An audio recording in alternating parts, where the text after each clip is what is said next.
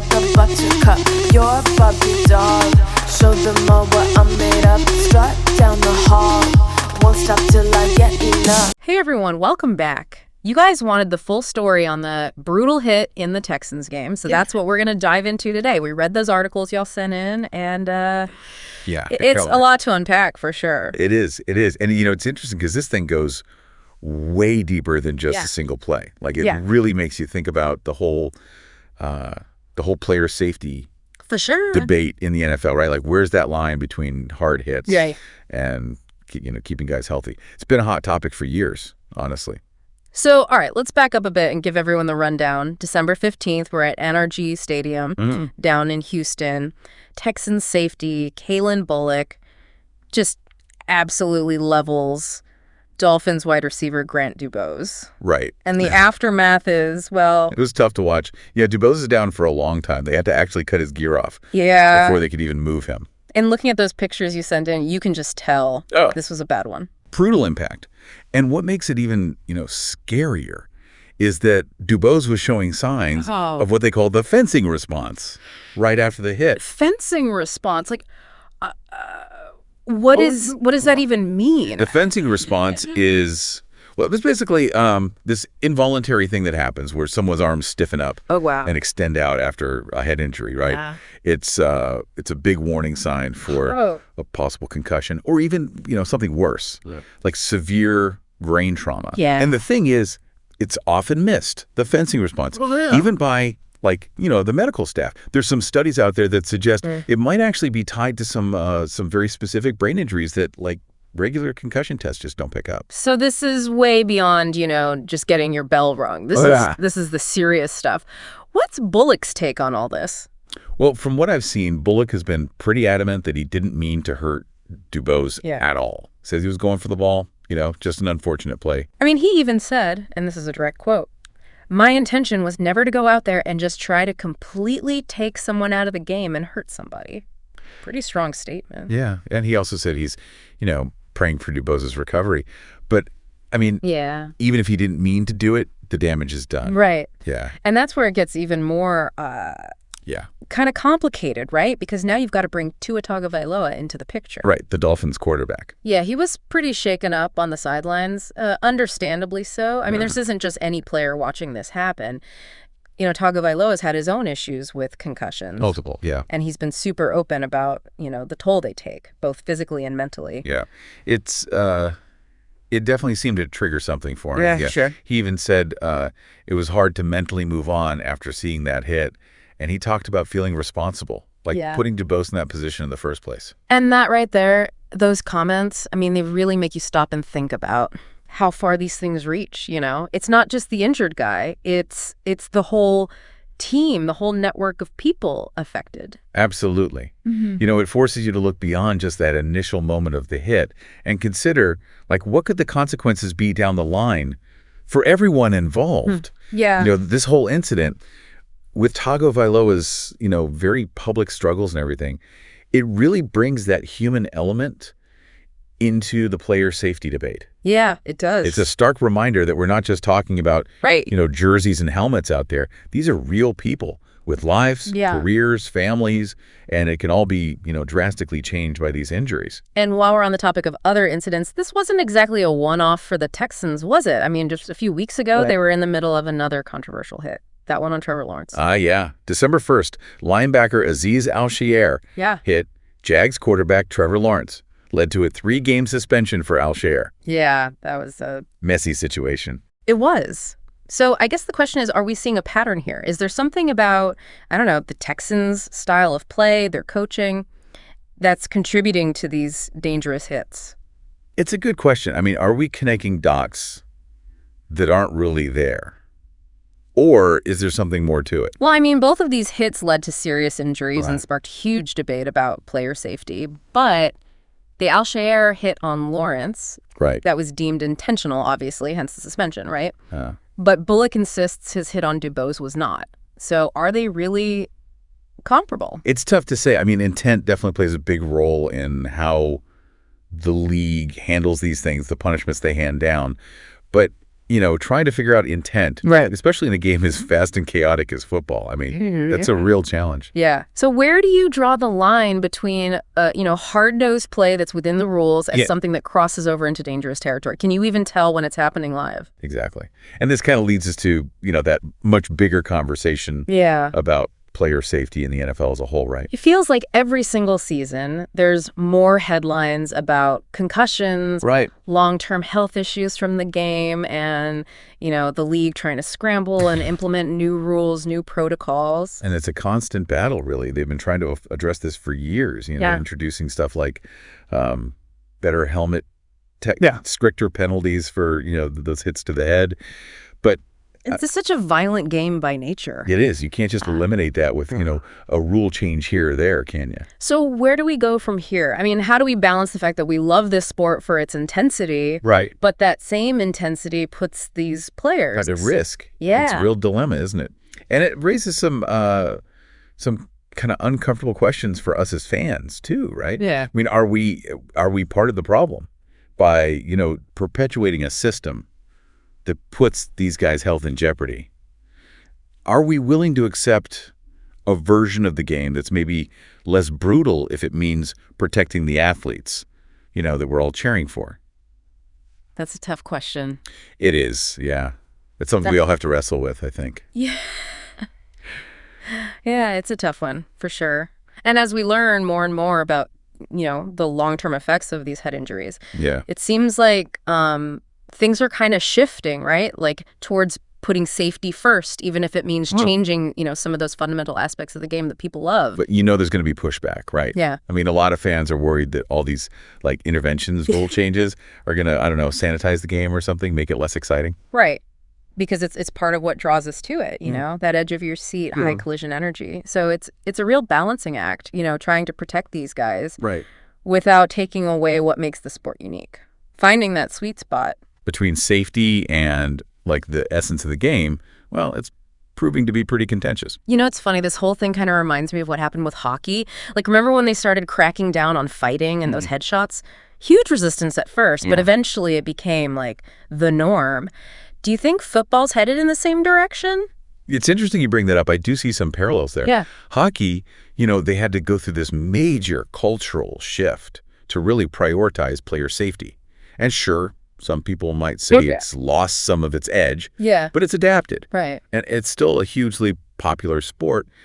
I think football is on a similar path, just maybe moving a little slower. Makes sense. The NFL is, it's a behemoth, Change doesn't happen overnight. But I think the tide is turning, for sure. It's almost like this irony, we love football for its intensity, but that same intensity is what makes it dangerous. Yeah, it's a real paradox. And I think it forces us to, take a hard look in the mirror as fans. Are we contributing to this, Right. By keeping a system going that puts these guys' health at risk? Are we willing to watch a less violent version of the game? Right. If it means, keeping the players we love safe?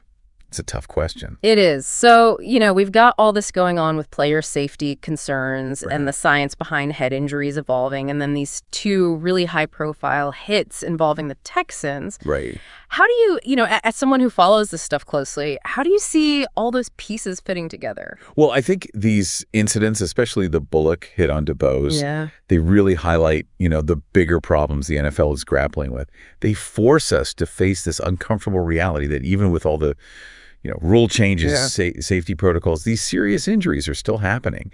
And then you see the emotional fallout, like with Tagovailoa, you just can't ignore that. It's like a wake-up call, right? It's saying, hey, all these debates about player safety, they're not just hypothetical. This stuff has real consequences for real people. Absolutely. And it's not just the physical stuff either. We're talking about cognitive issues down the road, mental health struggles, the impact this has on their lives after football, the DuBose incident, the whole fencing response thing. It's just this, this visceral reminder of how high the stakes really are. Yeah, we talk a lot about the culture of football. That emphasis on being tough, playing through pain no matter what. Do you think that mentality is part of the problem? Well, I think it definitely plays a role. This whole warrior mentality, it's so ingrained in the sport, and it can be tough to change. Players are often hesitant to, like, report concussions or even other injuries, because they don't want to seem weak or risk their spot on the team. And then some coaches, especially some of those old school guys who played back when things were different, they might, downplay how serious head injuries are or tell guys to just shake it off. It's like this never-ending cycle, right? The pressure to win, to stay on the field, can lead guys to hide their injuries, which puts them in even more danger. Exactly. And that's why this conversation needs to happen at every level, players, coaches, team doctors, the league, even the fans. We all have a part to play in creating a culture that puts health before wins, Yeah. You mentioned fans. I mean, what can we, as the people watching the games, buying the merchandise, what can we actually do to help make a difference? Well, I think one of the biggest things fans can do is, just educate themselves about the risks involved and what these head injuries can mean long term. The more we understand the science, the better our conversations about player safety will be. So it's not just about cheering for our team; it's about being aware of the human cost behind those amazing plays. Exactly. We got to move past this idea of just a ding or shake it off. Right. Concussions, brain injuries, these are serious medical conditions, and they need to be treated as such. And we also need to hold the league accountable. Demand more transparency about player safety protocols, push for stricter rules, and support those initiatives that really put the athlete's well-being first. Like a group effort, right? We all need to shift our thinking a little. Absolutely. Yeah. But the big question is the NFL really committed to all this? Or is it just PR, damage control? Yeah. Is it all talk? I mean, it's a fair question. They have a history of, downplaying the risks and resisting change. Yeah. But I do think something shifted in recent years. The science is pretty clear now. The lawsuits are piling up, and people are more aware of what these repeated head injuries can do long term. I think the NFL realizes have to adapt, or they're going to face some serious consequences legally, and their reputation will take a hit. So you've got the science, the legal pressure, and just public awareness in general, all pushing them in the right direction. Right. It's a multi-pronged approach. Yeah. And while there's still a long way to go, I do think the NFL is, slowly but surely moving towards a future where player safety is actually the priority. Okay, so let's zoom out a little bit here. You've given us a lot to think about in terms of the NFL as a whole, the culture of the sport, the science behind head injuries. Right. But for someone who's really interested in this Texans situation specifically, what are the main takeaways? I think the biggest takeaway is that these two incidents with the Texans, they're not just random events, They're part of a much bigger and more complicated conversation about player safety in general, about the risks that come with playing this sport, and about the responsibility we all have to protect the athletes, the guys who are out there entertaining us. It's like they're symptoms of a bigger problem, not just isolated incidents. That's a great way to put it. And it's important to remember that this is an ongoing conversation. Yeah. It's not going to be solved overnight. But by staying informed, asking the tough questions, and demanding change, we can all help make the game safer for everyone involved. And it's about acknowledging that, we love the excitement, the big hits, all that, but it shouldn't come at the cost of these players' health. Exactly. It's about finding that balance, respecting the physical nature of the game, while also recognizing, the human cost. Yeah. And that's a conversation we need to keep having, both on and off the field. It's kind of crazy how much we've gotten into here. Right. We started with just that one hit, then the whole fencing response thing, talked about intent, and now, we're basically looking at the entire culture of the NFL and player safety. It's all connected though, isn't it? Like you pull on one thread and it leads to this whole bigger picture. Exactly. And that's what I love about these deep dives, You start with something specific, but it always opens up all these other avenues to explore. Like peeling back the layers of an onion. Exactly. So for someone who's been really following this whole Texans thing, what are the big takeaways, the things they should remember? Well, I think the first one is that, trying to judge these hits, especially when they happen live, it's incredibly hard. Yeah. There's just so much happening, the speed, the angles, what the players were thinking in that moment. Right. It's not always so clear-cut. Yeah, it's not just about pointing fingers and saying, oh, this guy's the bad guy, that guy's the victim. Right. It's way more complicated. Exactly. And that brings us to, I think, the second big takeaway. Yeah. The human element. We can't forget that behind every one of these hits are real people. with lives, families, all affected by what happens on that field, whether it's the players who gets hurt and has a long recovery ahead, or their teammates who are, dealing with guilt, anxiety. Yeah, the mental side of it. It's huge. The emotional toll is significant for sure. Seeing Tagovailoa's reaction to this whole thing. Yeah, it really drove that point home, This wasn't just a quarterback watching a teammate go down. He was like reliving his own experiences with concussions. Yeah, he was. It was powerful to see, honestly. It humanized the situation in a way that, you can't get from just reading stats or rule books. It did. So to recap, we've got the whole issue of judging intent in a split-second, high-pressure game. Right. The emotional impact that goes way beyond the field. Yeah. And then this constant back and forth between wanting to keep football physical, but also protect the players. It's a lot. It is. But that's kind of how it is with these complex issues. There's no easy answers. Right. No quick fixes. It takes, a multifaceted approach, being willing to challenge our assumptions and just keeping the conversation going. So practically speaking, what can we as fans actually do to, help make things better? Well, I think education's a huge part of it. Understanding how concussions work, the long-term effects, staying up to date on the latest research, the safety protocols, all that. The more we know, the more informed our conversations about player safety will be. So like being an informed fan. Exactly. Yeah. It gives us the knowledge to ask tougher questions of the league. Yeah. Hold them accountable. And I guess it's also about like how we think about all this, right? Yeah, for sure. We got to move past that, shake it off mentality. Right. Tough it out. Yeah. Acknowledge that concussions are a big deal. They need proper medical attention. And we also got to support those players who do speak out about their struggles. Right. Who put their health first. Yeah. Even when there's pressure to play through pain. Absolutely. I mean, we should be celebrating the guys who choose to sit out a game rather than risk getting hurt worse. Exactly. Yeah. Show them that we value their well-being more than, right. any win or championship. Okay, so big question.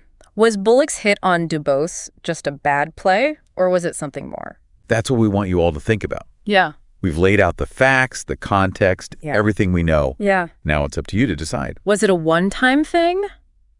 Or is there something deeper going on within the Texans organization? Is this just the nature of the sport? Or maybe like a little bit of everything? There's no easy answer. Yeah. It's a complicated situation, lots of different angles to consider. But by having this conversation, looking at the evidence, thinking about the ethics of it all, we can create a more informed dialogue about player safety in the NFL. And that's really what this whole deep dive has been about, right? Yeah. Giving you the info you need to form your own opinion. Exactly. And at the end of the day, that's what's important. Informed engagement, thoughtful discussion, and working together to make the game safer for everyone. I think we did a pretty good job of that today. I think so too. Football's a sport we all love. Yeah. But it deserves our attention and our willingness to speak up for the players. So next time you're watching a game, remember the guys under those helmets, the risks they're taking, and the responsibility we all share. And ask yourself, what kind of future do we want for football? One where entertainment comes first, no matter what, or one where we prioritize the players' health and well-being above all else? It's a choice we all have to make. That's a great point to end on. Thanks for joining us for another deep dive. We'll catch you next time. Sound the alarm. I'm coming up.